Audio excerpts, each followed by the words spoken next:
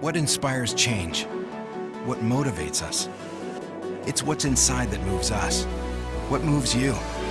Get the Scion story at Scion.com.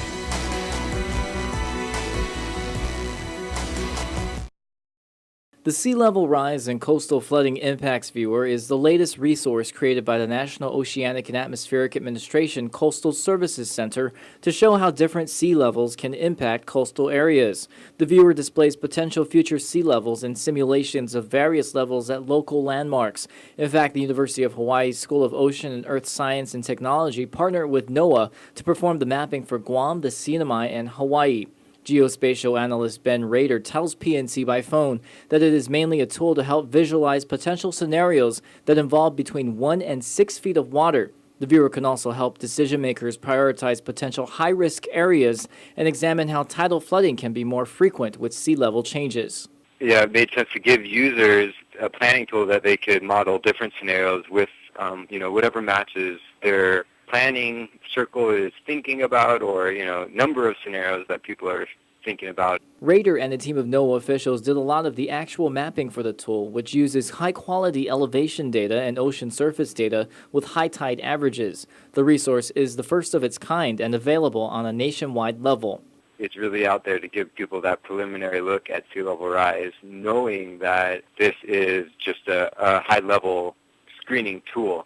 Rader points out this resource does not predict timeframes, nor does it show projected sea level rise levels.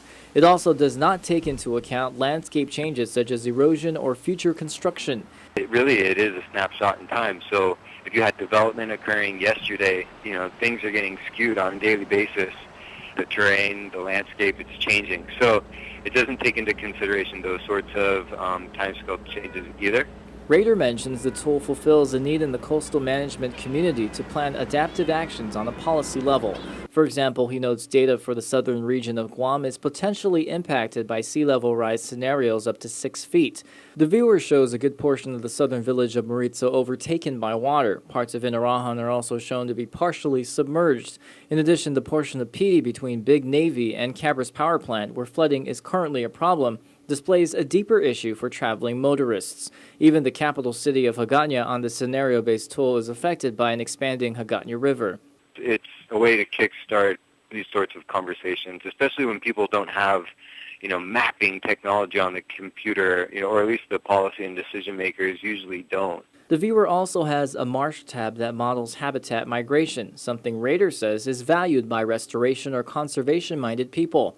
Overall, he adds the free tool is available for the public to use. There's 2 versions of the tool, and we now have a version of the tool that's iPad and mobile tool friendly. So you can use it on your Android devices, and so it's called the beta version on the website, but you can explore it. You'll see 2 options out there still. To learn more about the sea level rise and coastal flooding impacts viewer, log on to csc.noaa.gov/digitalcoast/tools/SLR viewer.